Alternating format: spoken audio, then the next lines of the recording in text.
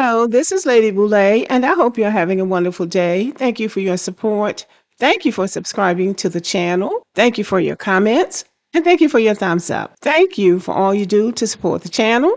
And yes, we are commanded to love one another, whether we want to or not, or whether we agree with each other or not. It seems like the Black people of Houston, Texas have been forced to take a stand. And I say, shout out to the Black people of Houston. The Houston Rodeo has turned into something that's embarrassing to the Black citizens of Houston. And they have spoken out. And because they spoke out, the Houston Rodeo organizers made a change. And I say good for the Black people of Houston. Because if you want standards to be set, you have to make that clear. So this is what's going on. Let me back up and make something clear. It's not the rodeo. To be specific, it's some of the Black people that are attending the rodeo that's embarrassing to the people of Houston. Well, would you look at this? Houston Rodeo announces new dress code effective immediately. This can be denied entry or removed for inappropriate clothing, obscene graphics, excessively torn clothing, visible undergarments, or overly revealing fits. Also, no gang-related clothing, symbols, or tattoos, and no face coverings. One, that should tell y'all how bad it got. If they had to make a change mid-rodeo to the dress code, you know what they were seeing was crazy. And I was seeing videos and pictures of all the fits, and I'm like, wow, for a family-friendly event, this is a lot. And I for sure knew that the fits were crazy when mostly women were saying, okay, yeah, this is too much. Because usually women are a little bit more lax with the dress code and stuff like that. It's like, hey, let people wear what they want. But even this year, I seen a lot of women like, nah, there was a lot going on at the rodeo this year. So we're going to see if they actually enforce it, if they're able to enforce it. But it seems like they're really going to crack down on these outfits these next few weeks. Y'all mean to tell me y'all was just going to Houston to show up and show out? Because why are y'all showing up to a family-oriented event, i.e. the Houston Rodeo, in hoochie daddy shorts and hoochie mama shorts? Titties out, ass out for the world to see, and kids walking by looking at y'all crazy because y'all look distasteful. It is a family-oriented event, and you would fully understand it if you had kids. A lot of y'all going to these events, y'all ain't got kids and y'all don't know how to dress appropriately for certain events. Y'all probably should have looked it up first. Because now they done put on the news that they are strictly enforcing the dress code because y'all was out there showing y'all asses. Literally. It was not the Cowboy Carter concert. Y'all heard rodeo and y'all was trying to go give a show. Get it together, y'all. Please. Please. Get it together. Because I shouldn't have to come on here and tell y'all, bitch, put some clothes on. Put some clothes on. That's all you got to do. Put some clothes on. Be tasteful. It's one thing to show a little bit of skin because I get it. Houston be hot. But to show all the skin, all of it, everything God gave and your mama made. No. No. Now, mind you, these are young people complaining. These are young people complaining about young people disrespecting something in their city that they hold dear. And they are doing the right thing to say something about it. If you want to go to an event where you're going to show your ass and your boobs, then you need to create that event for yourself. You shouldn't come to somebody else's event inappropriately dressed. The Houston Livestock Show and Rodeo is widely known as a family-friendly cultural event with deep Texas roots. Families, school groups, and visitors of all ages attend for livestock shows, concerts, food, and carnival attractions. Because of that reputation, there's a long-standing expectation of moderate, family-appropriate dress and behavior.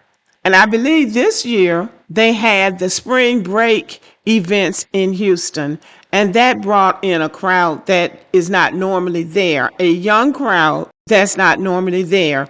And according to the event goers, there was all of this inappropriate dress from women, some men, but mostly women. And we pretty much know what they were wearing, showing out their butt cheeks out and their boobs out and fighting and just carrying on, just like it was their event.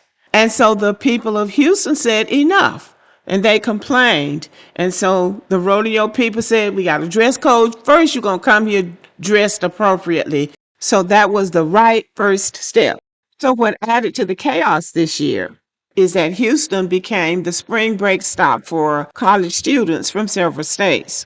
Some of them showed up at the rodeo like they were going to a club, and others showed up like they were going to the beach.